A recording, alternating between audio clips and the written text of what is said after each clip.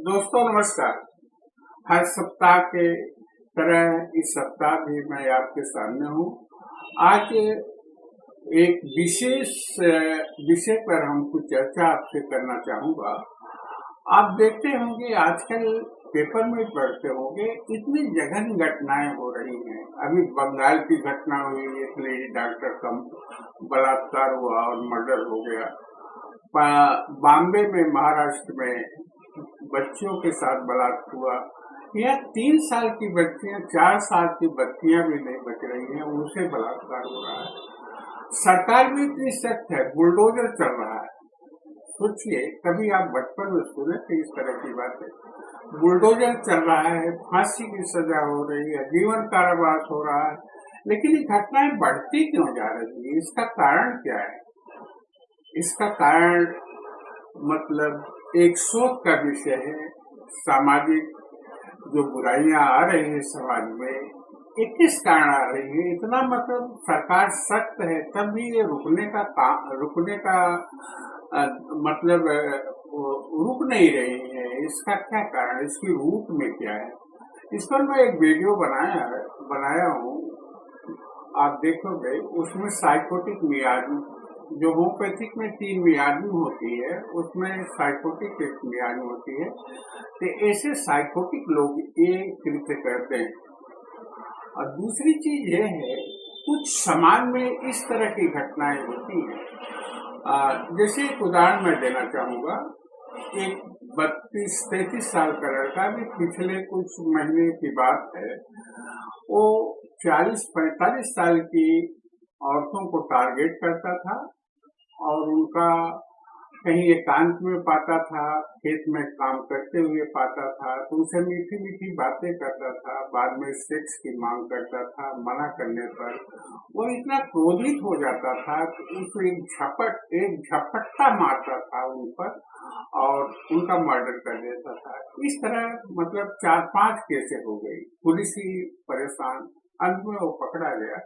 उसके पीछे की कहानी जब यह मालूम हुई कि इसके पीछे क्या रहस्य है, तो पता चला कि उसकी सौतेली माँ, उसका फादर दूसरी शादी किया था, उसके सौतेली माँ उसको बहुत परेशान करती थी। जो मतलब 40-45 साल की अवस्था थी उस समय उसकी माँ को।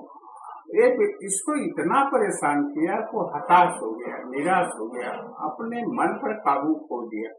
अब उसको 40-45 की बीच की जितनी औरतें हैं सब उसकी दुश्मन हो गई। मतलब दिमाग कैसे चेंज हुआ। हताशा, निराशा एक सीमा तक जब जाती है तो दिमाग पर कंट्रोल नहीं रहता। जब दिमाग पर, मन पर नहीं कंट्रोल होता तो आदमी कुछ भी कर सकता है। इसकी मैं अंत में एक दवा भी बताऊंगा। इसकी बहुत सारी दवाइयां हैं, उसमें से एक दवा मैं बताऊंगा। तो होता क्या है, जैसे आप गाड़ी चला रहे हो, गाड़ी की स्टीयरिंग पर आपका कंट्रोल अगर नहीं है तो गाड़ी कुछ भी कर सकती है, गड्ढे में गिर सकती है, लोगों को कुचल सकती है। उसी प्रकार ये शरीर है। अगर शरीर, मन जो है वो कंट्रोल में नहीं है तो ये शरीर कुछ भी कर सकती है।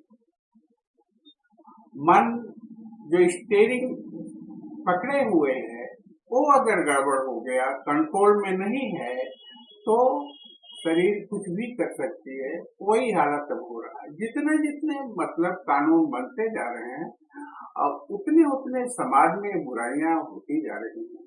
इस एक शोध का विषय है और ज्यादातर ये साइकोटिक लोग करते हैं। और एक स्टेज ऐसे आती है हताशा और निराशा की। जैसे मैं उदाहरण दिया वो लड़के को जो 3-4 मर्डर कर चुका था। आदमी की एक अवस्था ऐसी आती है हताशा और मतलब निराशा की, वो अपने मन पर कंट्रोल खो देता है और कुछ भी कर देता है।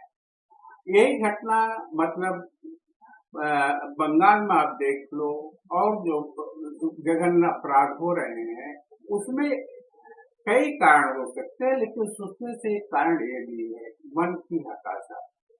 उसके लिए होम्योपैथिक में वैद्य फ्लावर रेमेडी में एक बहुत अच्छी दवा मेरे दिमाग में आई, तो मैं सोचा आप लोगों से शेयर करूं।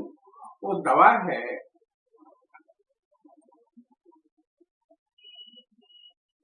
चेरी पल, यहाँ से आप देख लीजिए, स्पेलिंग भी आप नोट कर सकते हो।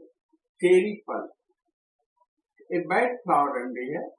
और जब मन एकदम निराश हो जाए, हताश हो जाए, एक स्टेज ऐसी आए कि मन जो है कंट्रोल में न रहे, कुछ मतलब जो न करना चाहे वो होने लगे, तो ऐसी स्थिति में ये मानसिक रोगों के लिए एक बहुत बेहतरीन दवा है। इसको 4-5 बूंद थोड़े से पानी में मिलाकर दिन में 2-3 बार अगर दिया जाए तो उसकी मानसिक स्थिति ठीक हो जाती है और उसका क्रोध और हताशा धीरे धीरे समाप्त हो जाता है। तो समाज में जो बुराइयां फैल रही हैं, सरकार को भी इस पर ध्यान देना चाहिए, बुद्धिजीवियों को भी सोचना चाहिए और साइकोलॉजिस्ट जो हैं उनको भी सोचना चाहिए ये परिवर्तन क्यों हो रहा है और इस परिवर्तन के रूप में क्या है। जब तक इसके रूप नहीं पकड़ी जाएगी तब तक ये जघन्य अपराध समाज में होते जाएंगे। चाहे आप फांसी दे दो, चाहे आप बुलडोजर चला दो, कोई फर्क नहीं पड़ता मेरे हिसाब से। बहुत बहुत धन्यवाद हमारा वीडियो देखने के लिए और मिलते हैं फिर ऐसे वीडियो के साथ फिर एक बार। बहुत बहुत शुक्रिया। नमस्कार।